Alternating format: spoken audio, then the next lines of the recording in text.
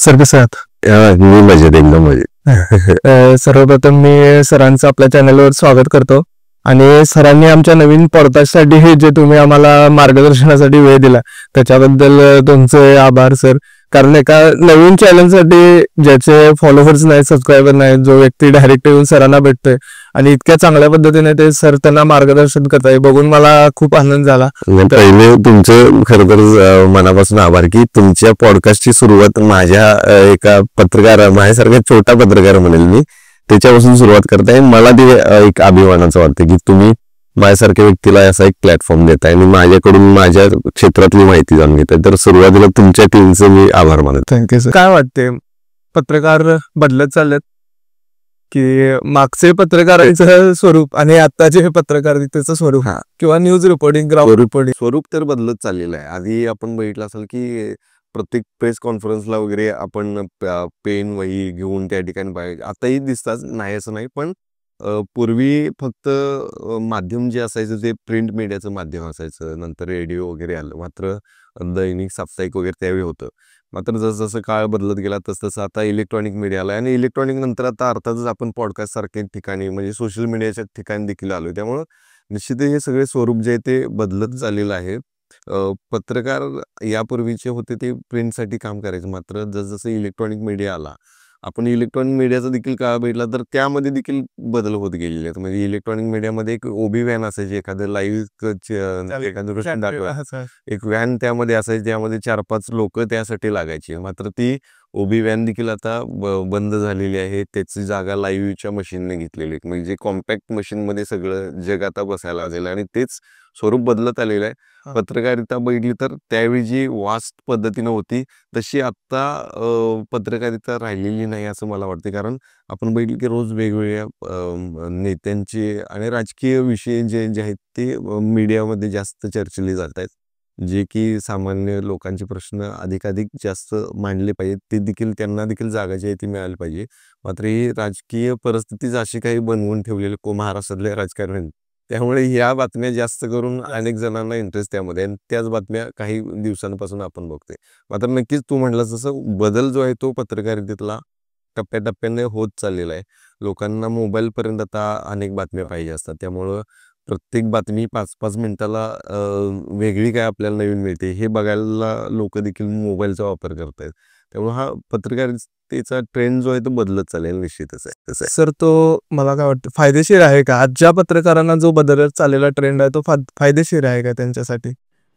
पत्रकारिता ही बदलत चालली आहे. फायदेशीर आणि तोटा हा विषय न घेता जसं मी मगाशी म्हणालो की काही मुद्दे जे आहेत ते समाजातले मांडले पाहिजेत पत्रकारांनी, त्यासाठी जागा जी आहे ती असली पाहिजे. बदलत यासाठी गेले ही चांगली गोष्ट आहे, कारण आधीच्या काळी पत्रकारिता आज एखादी बातमी घडली असेल तर ते दुसऱ्या दिवशी पेपरमध्येच वाचली जायची. ते बातमी पोहोचवण्याचं माध्यम देखील वेगवेगळं होतं. मात्र आता एखादी घटना समज चंदगड सारख्या ठिकाणी घडली आणि आपण आता कोल्हापुरात बसलोय तर दुसऱ्या मिनिटाला ती आपल्या मोबाईलवरती येऊन पडलेली असते. म्हणजे व्हॉट्सअपवरून देखील एखादी माहिती कोणी शेअर केली किंवा आपला कॅमेरामॅन आहे तिने देखील एका ठिकाणाहून आपल्याला एखादी घटना इथं ऍक्सिडेंट झालेला आहे ही बातमी या मोबाईलवरून दुसऱ्याला शेअर करणं ही बातमीच झाली. त्यामुळे हे प्रकार जो आहे तो आणि स्पीड जे आहे बातम्यांचं ते वाढलेलं आहे. मात्र यामुळं निश्चितच पुढच्या काळी चांगल्या पद्धतीनं पत्रकारितेत याचा वापर झाला पाहिजे असं मला वाटतंय. ओके सर, काय होतं यामागचा प्रवास, पत्रकारिता सुरू करण्यामागचा प्रवास, शिक्षण तुमचं काय कुठे झाले? तर प्रवास हा खूप म्हणजे काय माझा खरं तर मी इंजिनिअरिंग फील्डचा विद्यार्थी, म्हणजे इंजिनिअरिंग माझी इच्छा नसताना वडिलांची या इच्छामुळं आई वडिलांना तेच इंजिनियर व्हावं असं वाटायचं, तर त्यामुळे मी त्या फील्डलाच शिक्षण घ्यायचं ठरवलं होतं. 11वी-12वीला मी डी वाय पाटील कॉलेजला होतो आणि त्यानंतर पुढचं इंजिनिअरिंग डिप्लोमा वगैरे मी तळसंदी या ठिकाणी केलं. त्यामुळं मला त्यातच काहीतरी करायचं असं सुरुवातीपासून आई वडिलांना वाटत होतं आणि त्या दृष्टीने मी केलं शिक्षण देखील पूर्ण. मात्र ते करत असताना मी एक्सटर्नल जर्नलिझमसाठी देखील ॲडमिशन टाकलं होतं. त्यामुळं माझं त्याच वेळी जर्नलिझम देखील पूर्ण झालं. त्यामुळं मला इंजिनिअरिंग फील्डचं म्हणजे त्यात आवडच नव्हती. ते एखाद्याला जबरदस्तीच्या हात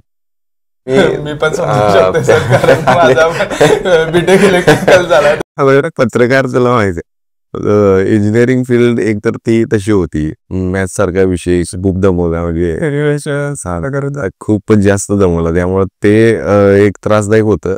नंतर मग ठरवलं की आपल्याला यात इंटरेस्ट आहे, म्हणूनच मी एक्सटर्नलला पण ऍडमिशन टाकलं होतं. आणि मला काहीतरी लिहायची वगैरे अशी सवय होती. मग काही मी कुठे म्हणजे ह्या संपूर्ण काळात मी एक दुकान देखील आमचा फॅमिली बिझनेस आहे ते देखील सांभाळतो. मला ते इंजिनिअरिंग फील्ड सोडून मला त्यात काही जॉब करायचं नव्हतं, म्हणून मी ते केलं, दुकान देखील सांभाळलं काही काळ. मात्र नंतर आपण यातलं डिग्री घेतली आहे म्हटलो जर्नलिझमची, तर त्यामध्ये किमान आपण काम करूयात, म्हणून मी मग कोल्हापुरात एका स्थानिक पोर्टल पासून सुरुवात केली होती.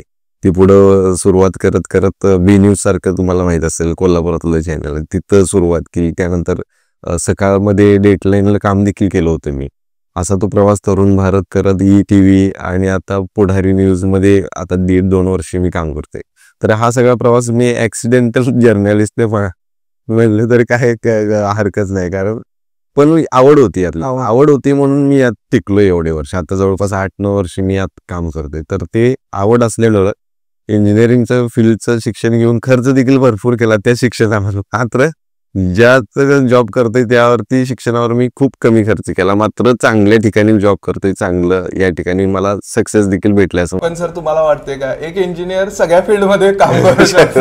मात्र हे कोणी टाळू शकत नाही. मात्र मला वाटतं आपलं कॅमेरा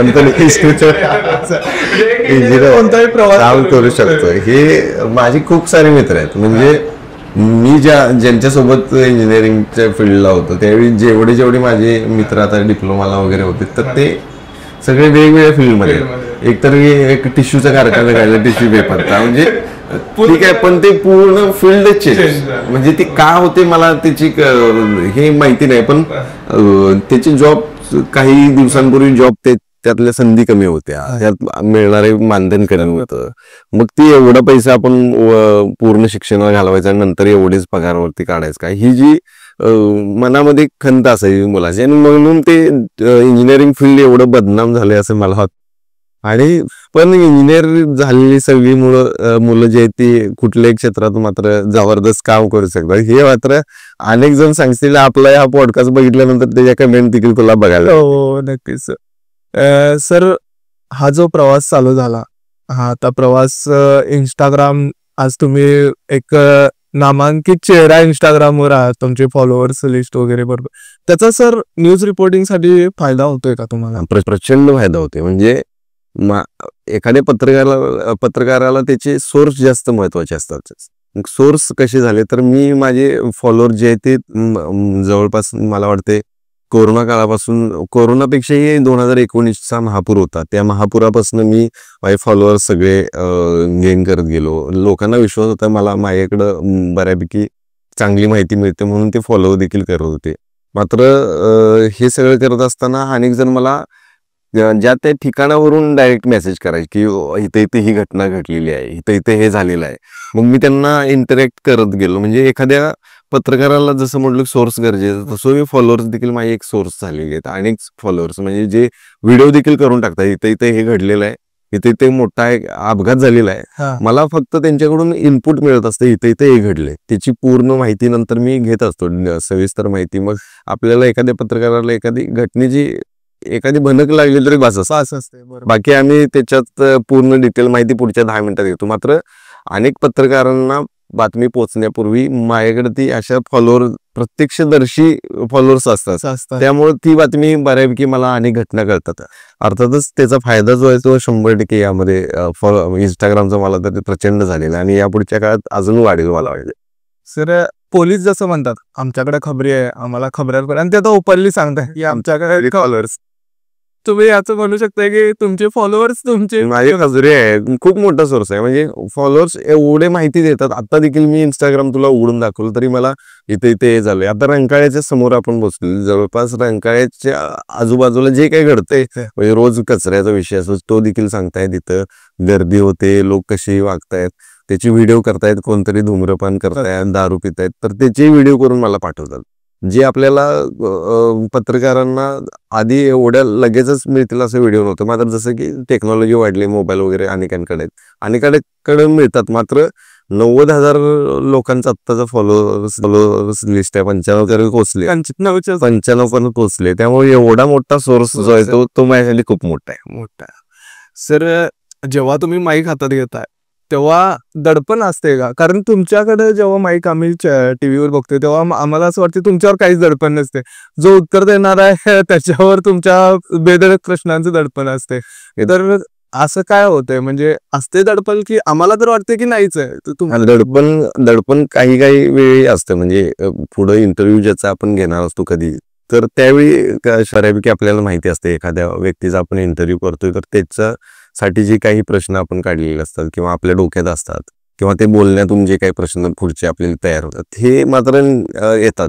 हे अनुभव त्याच्यासाठी कामी पडतो. म्हणजे एक 8-9 वर्ष आपण त्या पत्रकारितेत काढली, त्यामुळं तो अनुभव यावेळी दडपण काही प्रमाणात कमी करतो. मात्र निश्चितच त्या ठिकाणी राज ठाकरे सारखे व्यक्ती असणे, राणेंसारखे, निलेश राणे म्हणा किंवा नारायण राणे यांच्यासारखी लोक असतात ते एखाद्या पत्रकारांना डायरेक्ट म्हणजे डायरेक्ट बोलतात. काही म्हणजे बोलतात म्हणजे चुकीचं वगैरे नाही, मात्र एखाद्या पत्रकारावरती एक दबाव निर्माण करण्याचा प्रयत्न करतात. जसं माझ्यावरती देखील झाला होता काही दिवसांपूर्वी, त्याच्यावर आम्ही बातमी देखील केली होती. मात्र तो एक भाग असतो, एखादी स्टाईल असते आणि ती काही नेत्यांची स्टाईल आहे. त्यावेळी दडपण मात्र काही ठिकाणी होतं की बाबा काय विचारू की नको विचारू.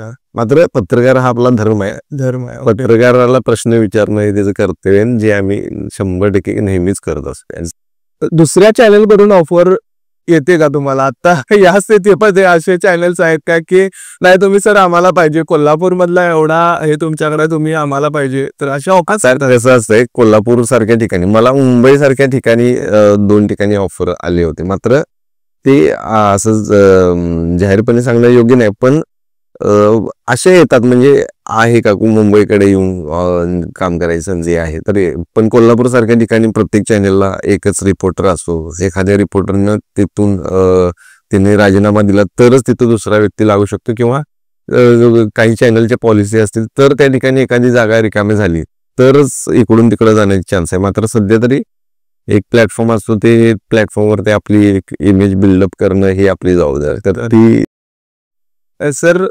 इंजिनिअरिंगच्या असाइनमेंटचा तुम्हाला पण कंटाळा येतो?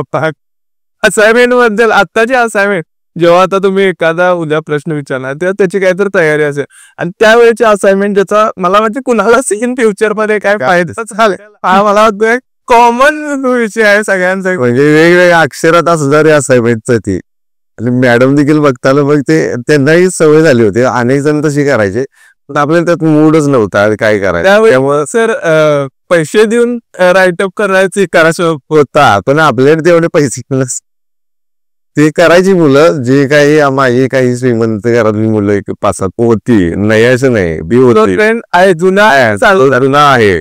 तो काही जण तर असे करायचे त्यातली मुलं की चला आज तुला नाश्ता माझे 2 असाइनमेंट पूर्ण करायचे, तर ते करायचे. मग तसं काहीतरी असायचे काही जण. पण मला पण खूप कंटाळा त्या असाइनमेंट आहे, ज्याचा काही उपयोगच नाही. म्हणजे उपयोग नाही असं म्हणायला नको आपण, ते चुकीचं काय ऑन कॅमेरा चुकीचं काहीतरी होईल, काहीतरी त्याचे असतात पाहिजे, आपल्याला त्यात इंटरेस्ट आपण घेत होतो. वाटतंय का त्यावेळी आपण नाईटला असाइनमेंट, एका रात्रीत 2-2, 3-3 सब्जेक्टच्या नाईटला असाइनमेंट करायचो.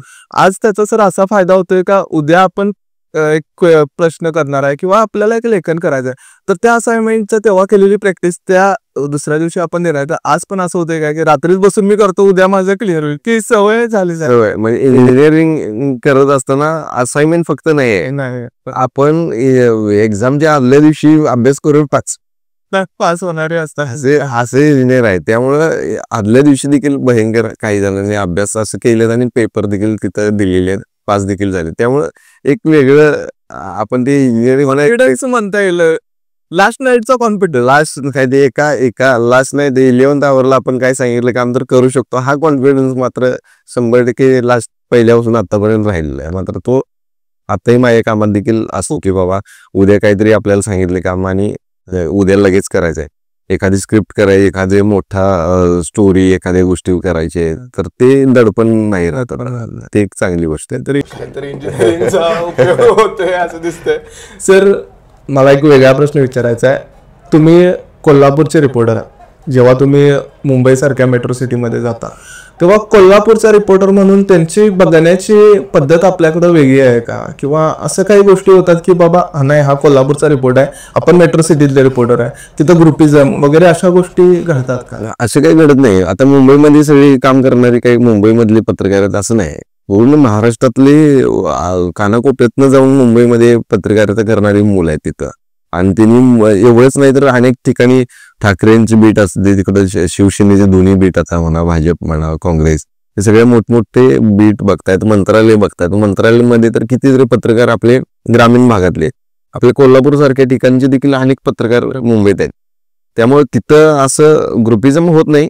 आपण गेलो तरी त्यांना इथले पत्रकारांची ओळख देखील असते, जे रोज दिसत असतात टीव्हीवरती, त्यांच्या बातम्या बघत असतात. त्यामुळे ते ग्रुपिझम होत नाही. आणि सगळे पत्रकार हा एक क्लब आहे असा, म्हणजे ते कधी वेगवेगळा हा पत्रकार कोल्हापूरचा ब्युरो चीफ आलाय म्हटल्यावर ते तशीच चांगलीच वागच घेत, तो असं वेगळे असे काही बदल नाही. बरोबर आहे सर. आता आपण बघतोय राजकारण एक वेगळ्याच मार्गावर चालू आहे, राजकारणाचा एक वेगळाच प्लॅटफॉर्म आहे.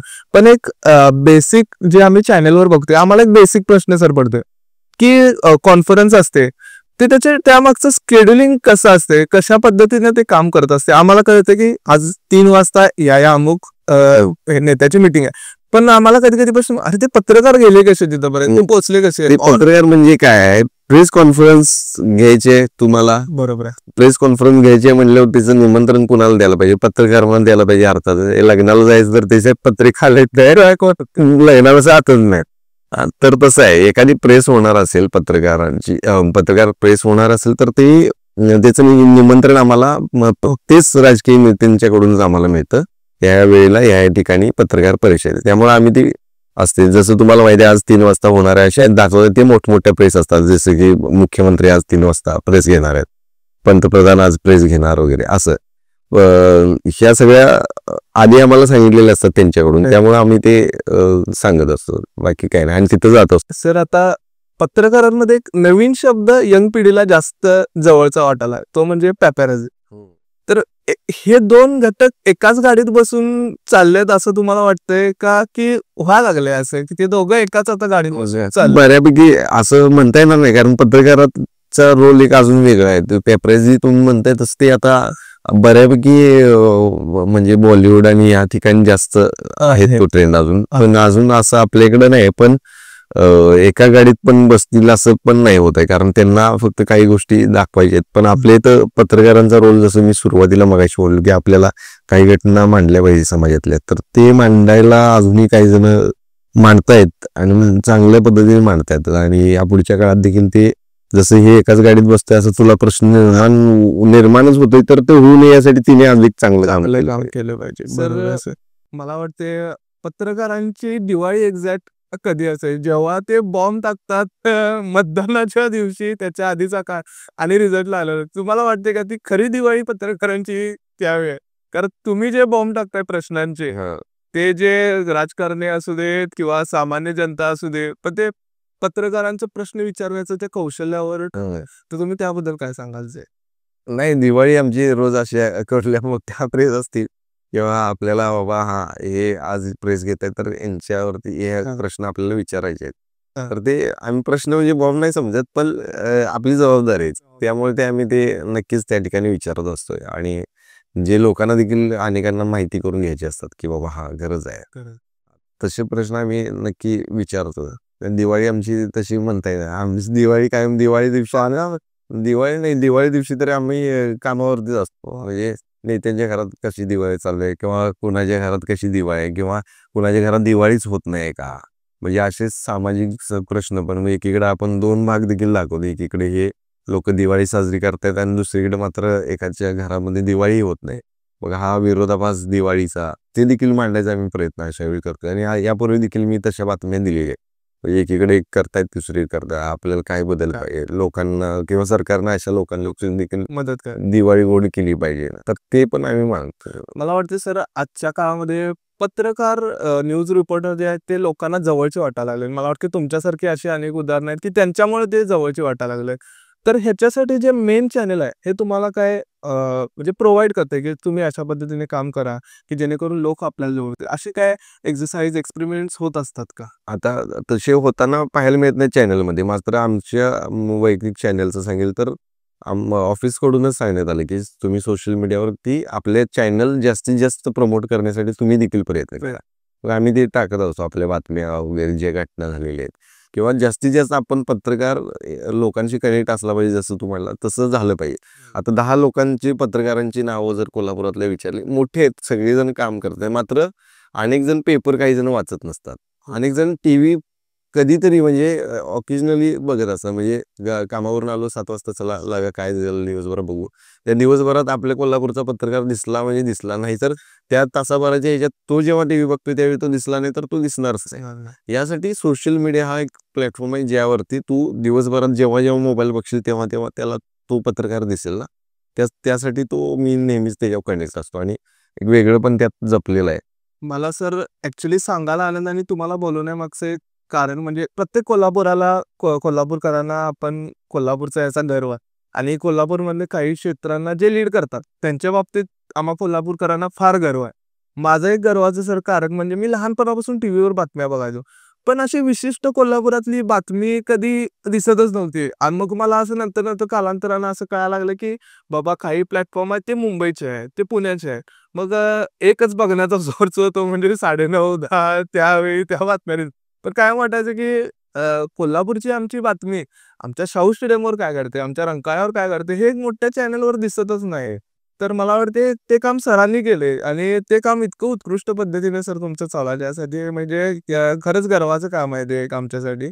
तर मला वाटते सर ह्या जे तुम्ही जे चॅनल आहे तेव्हा असं कधी होतंय काय की हा ही कोल्हापूरची बातमी आहे ही राहू दे, आपण दुसरं कव्हर करूया म्हणजे दुसऱ्या मोठ्या सिटीमधले कव्हर, असा भेदभाव पाहायला मिळतोय सर तुम्हाला कधी?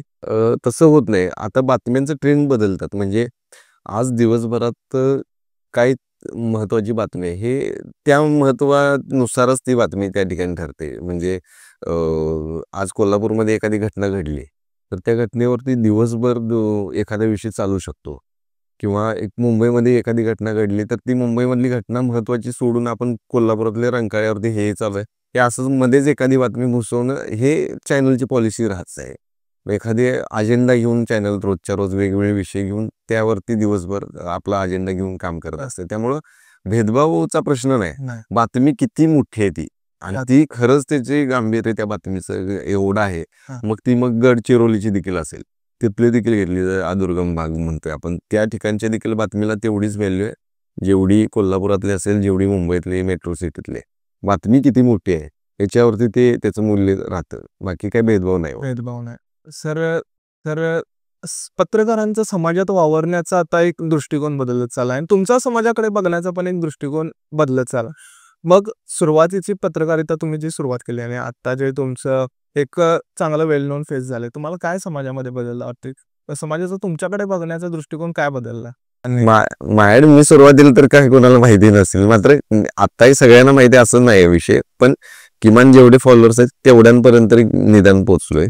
शिवाय टीव्हीवरती दिसून काही जण मला फोटो वगैरे पाठवत असतात, तर म्हणजे आता टीव्हीवरती तुला बघितलं तर ते जेव्हा फोटो येतात त्यावेळी वेगळं समाधान आपल्याला एक हा बाबा आपण बातमीचं समाधान असतं ना ते खूप वेगळं असते, जे आधी नव्हतं मिळत. आता ते हळूहळू आता वाढत चाललेलं आहे आणि काही जणांची मात्र अपेक्षा मात्र जास्त वाटते की बाबा हे भास्कर त्या बातम्या, ह्या बातम्या राजकीय बातम्या त्या ते द्या. काही जण आपल्या ठपका देतात, तू महायुतीचा आहे, तू महाविकास आघाडीचा आहे. मग सगळ्यांची आपण बोलणं झेलायचं असतं, पत्रकाराचं काम आहे ते आपापल्या कामावरती दिसतं.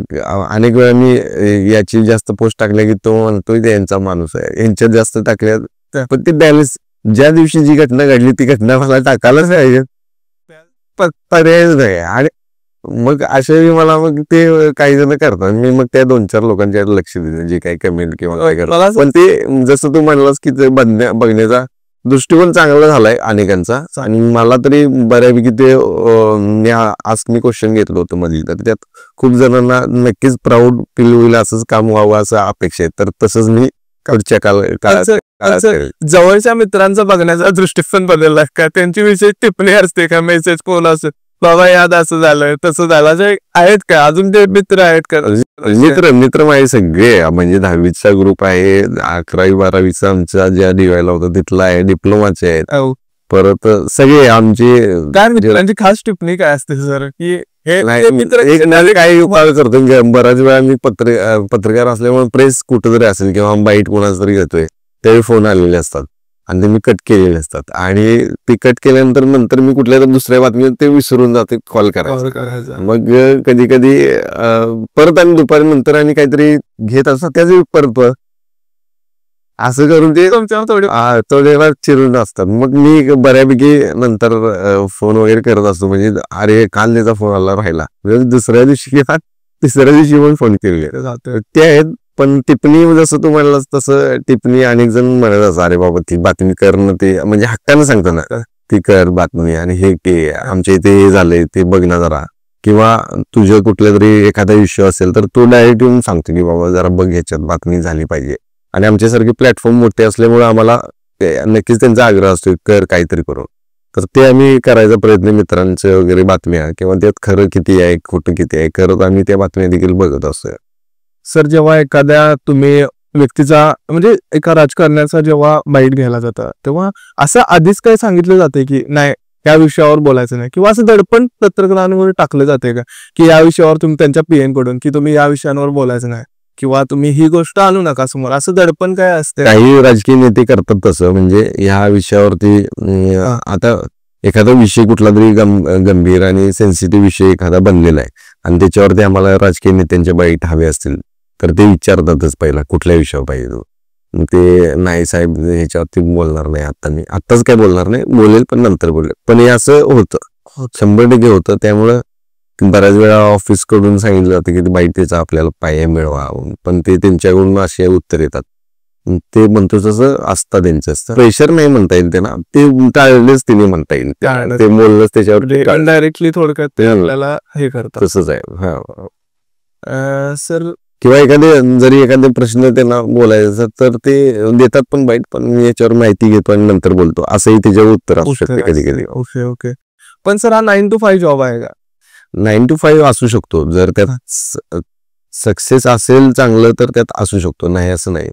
कारण आपल्याला त्यातून आपण जे पोचवायसाठी ते त्यावरती राबायला लागलोय, जे पोचत असेल तर करायला काही हरकत नाही. मात्र ते करत असताना त्याचे आपल्याला उत्पन्नाचे सोर्स देखील निर्माण केले पाहिजे. ते जर निर्माण होत नसतील तर मग ते करण्यात काय अर्थच राहणार नाही. त्यामुळं ते जॉब म्हणून ते पूर्ण फील्डमध्ये असलं पाहिजे, म्हणजे असलं तरी काय हरकत नाही असं मला वाटते.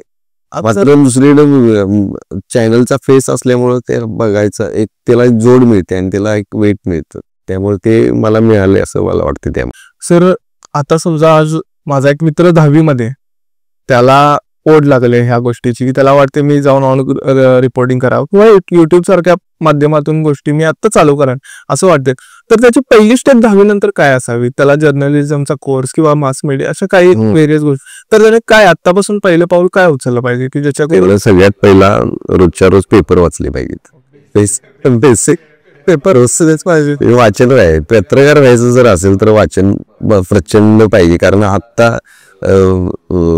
आता जे अनेक पत्रकार देखील आलेले आपण बघतोय त्यांचं म्हणजे बोलण्यावरती प्रभुत्व देखील, भाषेवरती प्रभुत्व नसते, मात्र तरी देखील त्या ठिकाणी येऊन मग पत्रकार कुठल्या तरी एखाद्या चॅनलचा गळ्यामध्ये आयडी घालून ते करतात. मात्र स्वतः आपल्याला पत्रकार व्हायचं यासाठी किमान आपण देखील आहे का तयार हे बघून ते केलं पाहिजे किंवा त्याची प्रॅक्टिस देखील करायचे प्रयत्न केला पाहिजे. जसं तू 10वी नंतर काय करायचं म्हणलं तर त्यांनी वाचन सुरू केलं पाहिजे. त्यानुसार त्यानं मग ते फील्डलाच करायचं आपण हे ठरवलं तर मग त्या दृष्टीनं जर्नलिझमला वगैरे ऍडमिशन घेऊन मग तिथून अजून त्यामधलं ज्ञान जास्तीत जास्त घेतलेलं तर आपल्याला पुढे त्याला अधिक चांगल्या पद्धतीने त्यामध्ये उतरता येईल. सर ग्राउंड रिपोर्टिंग करण्याचा तुमचा सर्वात आवडता मुद्दा कोणता असतोय की बाबा मला हे कव्हर करायचं होतं असा सर्वात आवडता मुद्दा, आणि सर्वात हे नको हे बाबा आता खूप कंटाळा की आज दिवस जाणार त्यातलं काय सोर्स काय मिळणार असं कंटाळा? मला असं एखादी ह्युमन इंटरेस्ट स्टोरी वगैरे करायला आवडतं, म्हणजे एखादी घटना आपल्याला दाखवायची, म्हणजे एखादी काही घटना असते व्हॉट एव्हर, मग केस स्टडीज करायला किंवा एखादा रिपोर्ट, जसं मी परवा कोल्हापूर ते कराडपर्यंतच्या महामार्गाची दुरावस्था वगैरे दाखवली होती. म्हणजे प्रचंड दुरावस्था, अजूनही ते काम सुरू आहे. मात्र मी जेव्हा बातमी केली त्यानंतर काँग्रेसने मोठं आंदोलन केलं होतं तिथं जाऊन, तर ते आंदोलन म्हणा किंवा त्या आंदोलनात नंतर बऱ्यापैकी तिथले रस्ते वगैरे चांगले केले तिने. म्हणजे तर ते असे किरकोळ आपण केलेल्या बातम्या आणि त्यानंतर होणारे इम्पॅक्ट जे असतात आणि ते इम्पॅक्ट झाल्यानंतर ते अधिकाऱ्यांचे वगैरे फोन येतात की आम्ही केले रस्ता बऱ्यापैकी, जसं दाखवा ते पण दाखवा असं म्हणतात. त्यामुळे आपलंच काम, आपल्या अधिकाऱ्याचा फोन येतो बाबा आम्ही काम केले, तेव्हा खात्री होती की आपल्यामुळेच झालं. त्यामुळं आम्ही अशा वेळी मला त्याचं समाधान जास्त वाटतं की आपण बातमी करतो ना आणि त्याचं काहीतरी होतं सर, किंवा एखादी ह्युमन इंटरेस्ट स्टोरी केली आहे, एखाद्याला गरज आहे मदतीची आणि ती दिली आणि त्यानंतर त्याला मदत मिळाली, ते जेव्हा समाधान आहे ते खूप खूप छान वाटतं. आणि सर सगळ्यात लेंदी मी जसं विचारलं की हे बाबा आता कंटाळा नाही, नको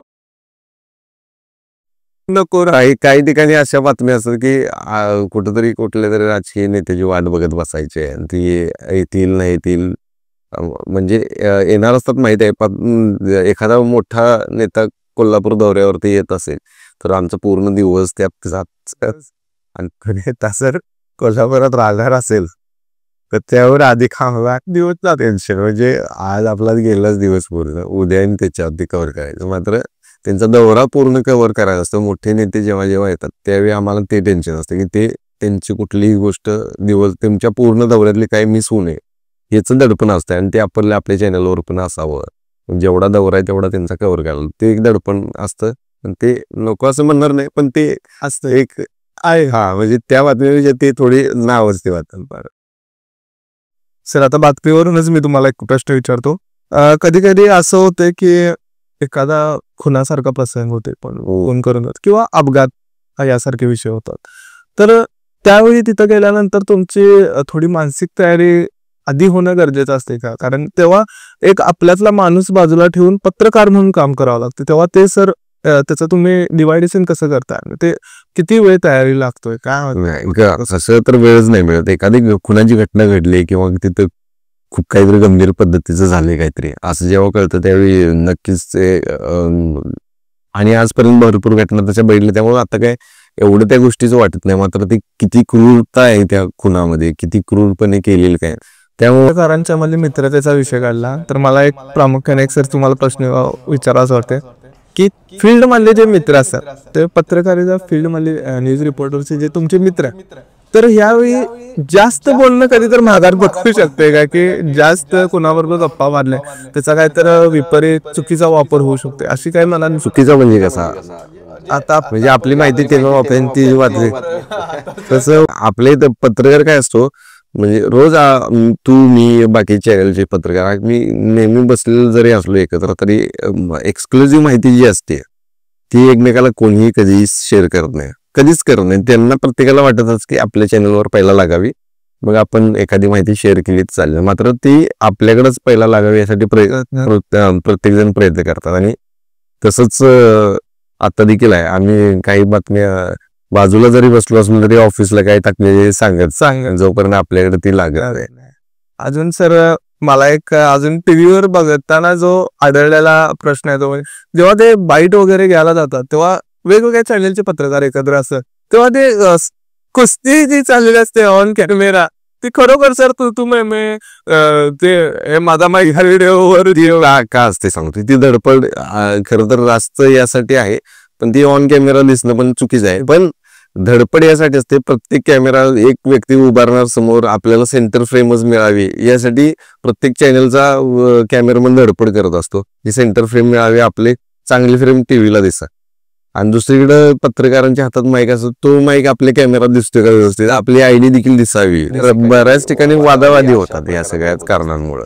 मग नंतर आम्ही पत्रकार कामाचा भाग म्हणून नंतर ती सोडून होते झाली असतील तर ती आता भेटो हवी तरी. म्हणजे आहेत सर असे काही किस्से आहेत तुमच्याकडे की झालेले आहेत गोष्ट? खूप होतात. आता भरपूर लोकांचे असे किस्से समोर येतात. माझ्याबद्दल देखील भरपूर वेळा असं झालं की बाबा अरे घेतोय घेऊ देत ना, किंवा एखादा वंटवून असतोय. समजा आता एक व्यक्ती, एक मोठा कोणतरी राजकीय व्यक्ती आलेला आहे आणि त्याचा आपल्याला वंटवून मिळतोय आणि त्याच वेळी दुसऱ्या चॅनलचा आणि कोणता आहे तो देखील त्याला देखील करायचा असतो लगेचच. मग एकाच वेळी दोघांचे बूम जातात. मग त्यावेळी थोडंसं हे असतं. पण जो व्यक्ती म्हणतो मी पहिला पोचलो तर करू दे ना मला, तर ते अशा वादावादी होतात. दुसरं म्हणजे चॅनल्स मध्ये रायव्हलरी जी बघायला मिळते की ते TRPचा जो मुद्दा आहे, तर तुम्हाला वाटते का सर TRP साठी भरपूर बातम्या कव्हर केल्या जातात, ती फक्त TRP साठी? म्हणजे असं कधी कधी वाटते अरे ही बातमी ह्याच चॅनल आहे पण ती एकसारखी चालू असते, त्याच्यामधून जो TRP जो जनरेट होते, तर TRP साठी बातम्या जास्त कव्हर जसं मगाशी म्हटलं की प्रत्येक चॅनलची एक पॉलिसी किंवा एखादा अजेंडा घेऊन दिवसभराची सुरुवात असते किंवा बातम्या असतात. एखादा मुद्दा एखाद्या चॅनलला पटला तर तो त्याच मुद्द्यांवरती दिवसभर बातम्या. त्यातनं आपल्याला किती TRP मिळणार आहे नाही मिळणार ह्याचा भाग खूप कमी असतो अनेक ठिकाणी. मात्र काही जणांचं बघण्याची एखादी सवय झाली ते आपल्याला हे बघायचं आहे. जसं कोल्हापुरात म्हटलं तर सोशल मीडियावरती पत्रकार मी सोडून नाहीच मिळणार आता. नाही माझ्या तर नजरेत. दुसरं अनेक माझे मित्र आहेत सोडा दुसऱ्या चॅनल, पण ते पण करतायत प्रयत्न चांगले. हा ते पण प्रयत्न म्हणजे तुम्ही पण चांगले केलेले आहे. असे 2 हे आहेत सुनील पाटील म्हणून आहेत, तर ते देखील करतात. म्हणजे ते सोडून अनेक जण जे आहे ते पोहोचलेले नाही. म्हणजे त्यांनी काम करतात पाठवतात मात्र ते पोहोचत नाही. पण लोकांचा विश्वास आम्ही केलाय तयार, तो आपल्याला तसा बनवावा लागतो. सर तुम्हाला वाटते TRP मिळवून हे स्किलचा भाग आहे असं तुम्हाला वाटते? म्हणजे TRP एखाद्या बातमीतून मिळवणे हा, तर तुम्ही ती तशा पद्धतीने वर पोहोचवणे हा एक स्किलचा भाग आहे. स्किल तर आहेच. TRP म्हणजे एखादी गोष्ट आपण कशा पद्धतीने दाखवतो हे खरंच हे आहे. आपल्या आता काही दिवसांपूर्वी कोल्हापुरातल्या कसबावाडाच्या ठिकाणी एक आरबक लहान स्त्री जातीचं सापडलं होतं. ते सापडलं असताना थंडीच्या ठिकाणी वगैरे ते आरबक सापडलं. एक काही चॅनलला तीच बातमी सुपरफास्टला लागून गेली. म्हणजे 10 सेकंडच्या बातम्या असतात ना, कोल्हापुरातल्या कसबावाडा या ठिकाणी स्त्री जातीचा आरबक आढळला आणि त्यांना यांच्याकडे दिलं. तर ते तिथपर्यंत ती बातमी न थांबवता आपण ते बातमी मोठी देखील करू शकतो एखादी. ती या थंडी एकीकडे त्याची स्क्रिप्टिंग चांगली करून आपल्याला जन्म दिलेले आरबकाला लगेच फेकून दिलं, कचऱ्याच्या कोंडाळ्यात टाकलं, ही करून त्याच्यावरती काही लोकांचे काही सामाजिक क्षेत्रातल्या लोकांचे फोनच घेऊन ती बातमी अधिक मोठी करू शकतोय. ही त्या बातमीवर काही लोकांच्या बघण्याचं त्या टीव्हीकडे काही वेळ थांबून स्टक होऊ शकतात ना. तर ती एक बातमी फक्त सुपरफास्टला न लावता अशा बातम्या मोठ्या देखील केल्या जाऊ शकतात आणि ज्यातून फायदा सामाजिक काहीतरी विषय असेल फायदा देखील होऊ शकतो. सर जसा आपला नेत्यांचा विषय मगाशी चालू होता, तर असे काही नेते आहेत का की ते आता ओपनली काही नेते म्हणतात की मी नेत्याचं नाव घेणार नाही, तो मला वाटते सगळ्यांचे आवडतं नेता आहे, तर डायरेक्टली म्हणतात की ह्या विशिष्ट ऑफिसमध्ये गेलो, एका नेत्याच तिथे हे पत्रकार बसलेले असतात, त्या ऑफिसमध्ये गेलो त्यांचे पत्रकार वेगळे. आता पत्रकारिता ही नेत्यांच्या म्हणण्याप्रमाणे सुरू आहे, असं सर आहे का की म्हणजे एखादा नेता एखाद्या पत्रकाराला फेवर जास्त करतोय, अशा गोष्टी व्हायला लागल्यात का? काही जणांचा समज असू शकतो पण तसं होत नाही. आता कितीतरी तसं करायचा प्रयत्न केला तरी ऑफिसला समजा मला हा नेता आवडतोय, ऑफिस सांगितलं याचा इंटरव्ह्यू करून आज आम्हाला पाहिजे, तर द्यावंच लागणार ना. ते काही संबंध नाही यात्राचा आणि ऑफिसला हे प्रश्न त्यांच्याकडून काढून घे तर ते करावंच लागतं. त्यामुळं फेवर एखाद्याला करणं किंवा तसं काहीतरी करणं हे मला नाही वाटत तसं आहे. पण जसं तुम्ही म्हटलं की याचे बीटचे पत्रकार असतात मुंबई सारख्या ठिकाणी, म्हणजे बीटमध्ये त्यांनी शिवसेना शिंदे गटाच्याच बातम्या त्यांनी करायच्या. असं बीट असतं की त्यांनी राज ठाकरेंच्याच बातम्या आहे, काही जण असतात भाजपच्याच बातम्या, तर ती बीट पत्रकारिता मुंबईत आहे तिथं, म्हणजे ती त्या बीटच्याच व्यक्तींच्या बातम्या त्यांनी करायच्या. त्यामुळे त्यांची जवळीक त्या व्यक्तींसोबत जरा बऱ्यापैकी असते. मात्र जवळीक आहे याचा अर्थ असं नाही की त्या नेत्यांनी काही केलं की आणि त्यांची बातमीच नाही लावायची. त्यांनी काही चुका केल्या, काही कुठं काहीतरी चुकीचे शब्द वापरले असतील त्याच्या बातम्या होत नाही तर नाही होत, असं होणार नाही, त्यांच्याही बातम्या लागतात. त्यामुळे ते त्याचं काही हे नाही आपण म्हणू शकत नाही. सर आता एक मुद्दा आपला ह्या मतदानाच्या पूर्वी गाजला, म्हणजे एक नाट्य स्वरूप त्याचं झालं, तो म्हणतात तुमच्या मला लक्ष झालंय की नाराजी नाट्य म्हणता येईल असं झालं, त्याच्यामधून वेगवेगळ्या प्रतिक्रिया आल्या, तर ह्या गोष्टीची खानकून तुम्हाला आधी होती का सर की असं काहीतरी होणार आहे असं तुम्हाला? आम्हाला अजिबात तसली कल्पना नव्हती.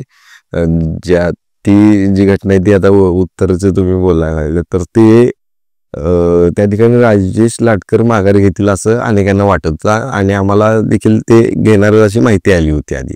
राजेश लाटकर माघार घेणार. मात्र आम्ही सगळे कुठल्या गाडीतनं राजेश लाटकर बाहेर येतात आम्ही कॅमेरा लावले, पण त्यावेळी मधुरिमा राजे गाडीतून बाहेर येतात. ते आम्हाला थोडं 2 मिनिटं त्यावेळी पण थोडं पटलं नाही. आम्हाला वाटलं राजेश लाटकरची माघार घ्यायला मधुरिमा राजे देखील त्यांच्यासोबत त्यावेळी असतील, म्हणजे एकत्र आहे असा संदेश आहे.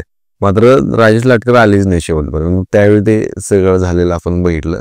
त्यामुळे निश्चित त्याच्यावर काही बोलणार नाही. मात्र हे आम्हाला माहिती नव्हतं कुठली गोष्ट. त्या दिवशी आम्हाला हेच वाटत होतं राजेश लाटकर येणार आहेत आणि आम्ही प्रत्येक गाडीकडं पडदे लावलेले 2-4 गाड्या एकसारखे ये जा कर. राजेश लाटचा पेटल्या गाडीत मेरा फोकस सत्ता आहे. त्यांच्या पत्नी पण आल्या होत्या राजेश लाटकर यांच्या, सुरमंजिरी लाटकर. तर ते एखादा डमी फॉर्म भरतात तर तसा त्यांनी भरला होता. मग ते पत्नीचा एकट्या पत्नीचाच फॉर्म माघारी, म्हणजे आम्हाला एक थोडं वाटलं की राजेश लाटकर घेणार नाही माघारी. तेव्हा मला थोडंसं क्लिक झालं. काही हे मिनिटांचा गोष्ट आहे, हे 15-20 मिनिटाच्या पूर्वीचा 3 वाजता शेवटची वेळ होती आणि 3 वाजायच्या आधीची ही 20-25 मिनिटापूर्वी सुरमंजिरी लाटकर आली. आणि त्यावेळी त्यांनी अर्ज माघारी घेतल्यावरती असं वाटलं की घेतला असता तर पती पत्नी दोघेही त्यांनी येऊन दोघांनी घेतला असता. तर ते एकटेच का आले, त्याच्यावरून कळालं की ते आता राजेश लाटकर कदाचित घेणार नाहीत. मात्र दुसरं पुढे गेल्यावरती दिसलं मला, आपल्याला सगळ्यांनाच दिसलं ते काय झालं सगळ्यात.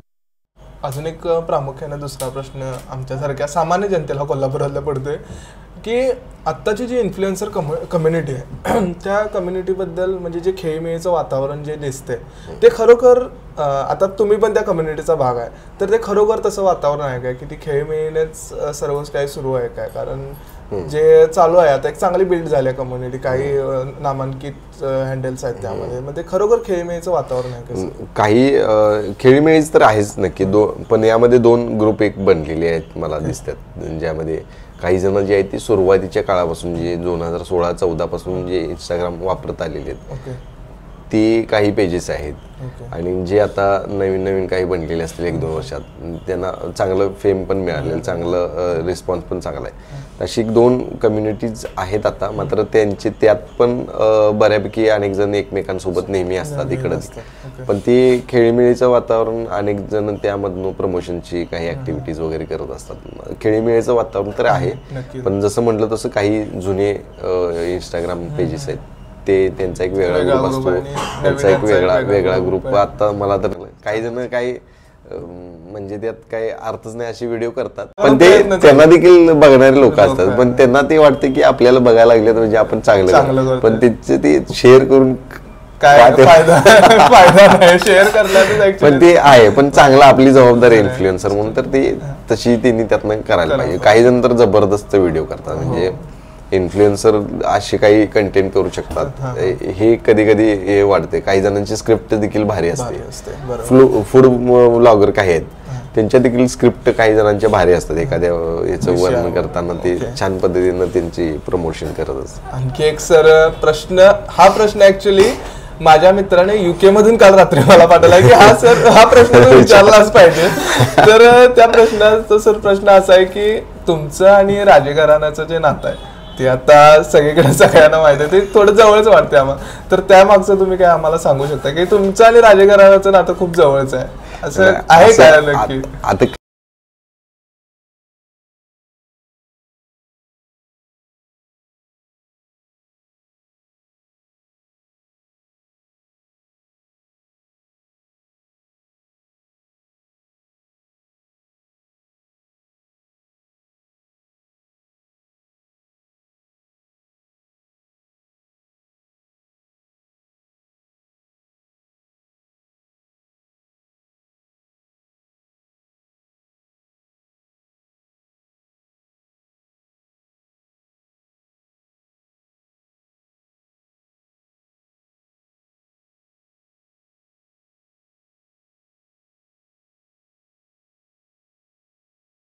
आणखी सर महत्वाचा प्रश्न म्हणजे तुम्ही जे काम करता ह्याच्यामध्ये आता लेडीज म्हणजे हा वर्ग हे काम करू शकतो. पत्रकार मुलगी आहे दुर्वा दळवी म्हणून, ती पण खूप चांगलं काम आमच्या सोबत करते. म्हणजे आमच्यातल्या एखाद्या जे करायला लागतं एखाद्या पत्रकाराला, कधी रात्री अपरात्री काम वेळपर्यंत थांबायचं असतं, कधी पहाटे उठून एखादी बातमी कर, तर ते सगळं काम ती करते. एक मॉडेल म्हणून तिच्याकडे देखील बघितलं पाहिजे की पत्रकार एक मुलगी म्हणून करू शकते, तर ते नक्कीच करते. अशा अनेक पत्रकार राज्यात आहेत, अनेक महिला पत्रकार दिल्लीसारख्या ठिकाणी काम करतायत.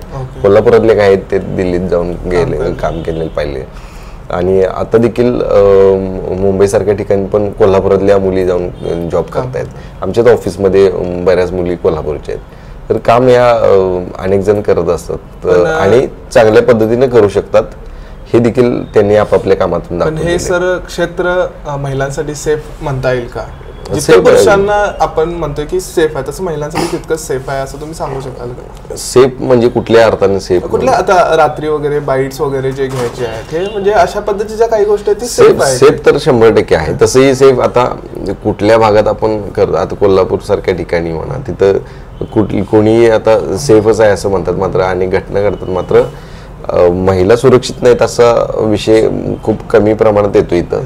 पण हे क्षेत्र सेफ आहे, काही त्यात राहत नाही. आणि शिवाय त्यात हातात जर बूम माईक असेल तर ते एक हत्यार म्हणूनच आमच्याकडे ते शेवटी त्याच्या जवळ याचं देखील कोणी काय चुकीच्या पद्धतीने काय असेल तर ते प्रयत्न देखील करणार नाही. तेवढी त्याच्याकडे देखील क्षमता असते, जी पत्रकार जी असते तिला त्यावेळी काय करायला पाहिजे याची चांगली नॉलेज देखील असते.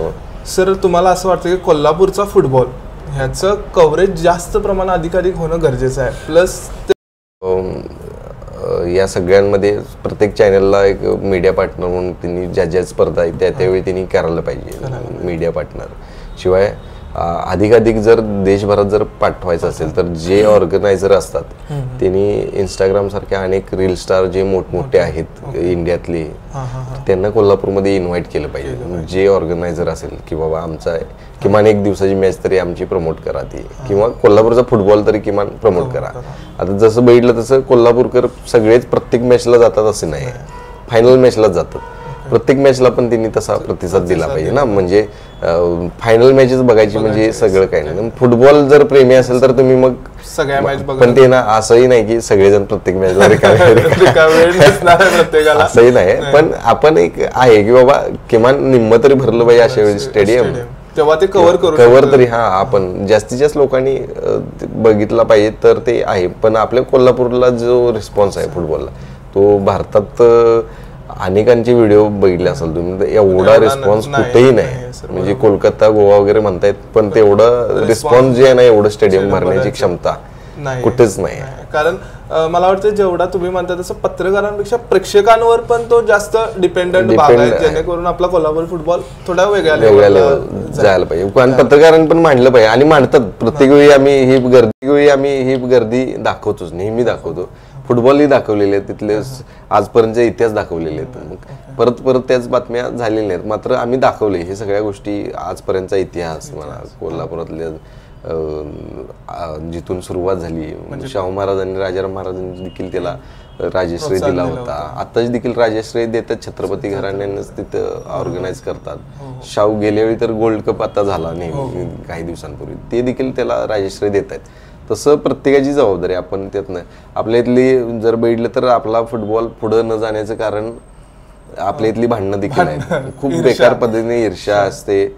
खूप चांगलं खेळतात, म्हणजे अप्रतिम खेळ आपला कोल्हापुरात आहे. मात्र ते एकीकडे खेळ करणार आणि दुसरीकडे मात्र त्यांची समर्थक मात्र तिकडं एकमेकांना भांडत बसणार. ते स्टेडियम मध्ये जाऊन गुटखा वगैरे खाणार, तिथंच थुकणार. ह्या सगळ्या घटना आहेत त्याच्यावर लिहून बातम्या करून झालेल्या आहेत. तरी देखील कोणी त्यात सुधारत नाही आहेत. म्हणजे का बोलतोय आपण, आपलं कोल्हापूर आहे, आम्ही प्रमोट करतोय ना, आमचं कोल्हापूर कायम अभिमानानं सांगतोय. तर ते करत असताना हे गोष्टी नको झाल्या पाहिजेत. तर हे करत असताना जे समर्थक आहेत त्यातला कोण जो गुटखा खात नसेल किंवा काय करत असेल त्यांनी ते त्याच्याबरोबर आलेल्याला सांगितलं पाहिजे, तू बाबा खाऊ. दुसरीकडे काय ते स्टेडियम मध्ये स्वच्छतागृहाची व्यवस्था करावी वगैरे अनेक जणांची मागणी आहे. तर ते देखील तशा गोष्टी देखील लोकांच्या देखील तिथं पुरवल्या पाहिजेत असं पण मला वाटतंय. बरोबर आहे सर. हेच क्षेत्र का तुमच्यासाठी, रिपोर्टिंग हेच क्षेत्र का? याच्या मागचं काय कारण आहे की मला नाही ह्या क्षेत्रातच काम करायचं, हे तर हेच क्षेत्रच का? लिहायची वगैरे मला सवय होती, म्हणजे आणि कुठून तरी इन्फ्लुएन्स झाला असणार आहे मला, मी बाबा मी असं काहीतरी होऊया.